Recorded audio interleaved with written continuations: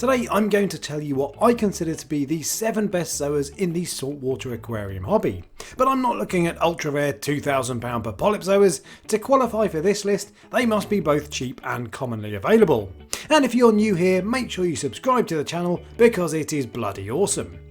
First up then are alien antivenoms. Bright pink corals aren't always easy to find, so these tick that box straight off the bat. They also have complementary yellow centres with a speckled purple surrounding. And they're happiest when they're close to the rockwork with short stems. They spread pretty quickly, so if you're paying much more than £10 per polyp for these, you're being ripped off.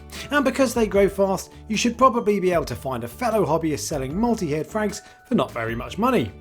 Next up is an absolute classic in Sunny D's, presumably named for their bright splash of orange, but they also have green centres and speckled purplish lashes, and I personally find they tend to have longer stalks regardless of what lighting they're under. You might have to stretch the budget a little to get these, but you certainly shouldn't have to pay more than £20 per head, and even at that price, this is probably the most expensive zoa on this list. One of the reasons it's so popular is because it glows brightly under blue LEDs. I don't find they glow to Chernobyl levels like some zoas, but they certainly put on a good show in the evening. Now, I've personally found Sunny D's a little fussy. I also haven't found them to spread particularly quickly, so in my experience at least, they're probably the most challenging zoa on this list. Number 5 on my list of affordable zoas are purple hornets. Now, with a fairly deep purple and subtle yellow lashes, these are the thinking man zoas. They don't glow brightly under blue lights and they stick close to the rockwork, so they don't immediately stand out. But the small yellow ring around the mouth gives a really nice effect, and a colony of these can look absolutely stunning. In my experience, they're not fast growers and they can get outcompeted by more aggressive zoas, so choosing placement is pretty important. But if you place them next to a pink or yellow zoa, they will look fantastic once they've spread out. Next up is the blue-eyed blonde, or blue-eyed blonde bitch to give it its needlessly sexist full name. These are another cracker with bright orange lashes, a blonde centre, and of course blue eyes. Well, technically a blue mouth, but let's not be pedantic.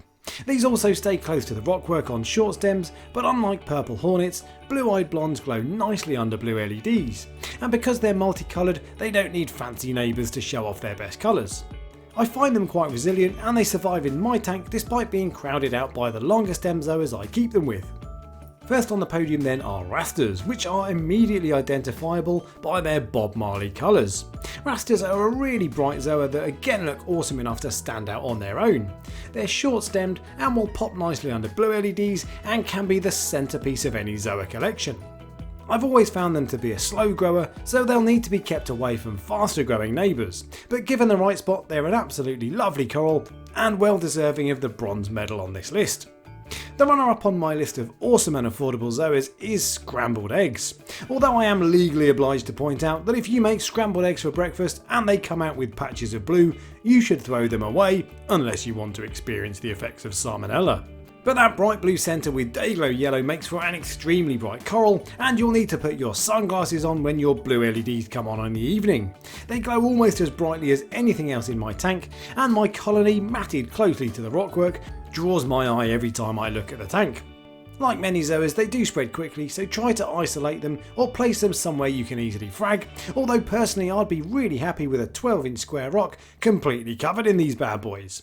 And as a Brucey bonus, this is the only zoa I've had to grow a double head. Now, before I get to the top spot, there were a few honourable mentions that I felt didn't quite make the cut, but are still worth a look. Arc Woodstock Rainbows are one of many similar coloured zoas that glow nicely and have multiple colours. LA Lakers are similar to Scrambled Eggs, only with a slightly more purple centre and much smaller polyps. And Fruit Loops are my favourite zoa that I don't own, and they would have made this list if it weren't for the fact that they look too much like blue-eyed blondes. And the king of all affordable zoas is Utter Chaos.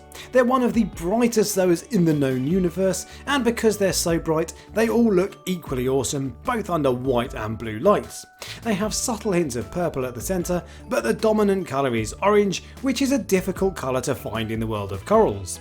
I find them happiest with short but slightly elongated stems, and in my experience they spread very quickly, so for that reason I'd encourage you not to pay more than £10 for a single polyp, and ideally you should be able to get several heads for £20 or less.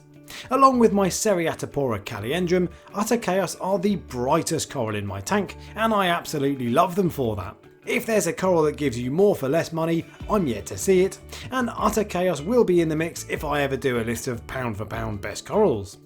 So those are my top 7, but let me know any of your favourites in the comment section below, and if you enjoyed the video give me a thumbs up and subscribe for next week, and until next time, happy reefing.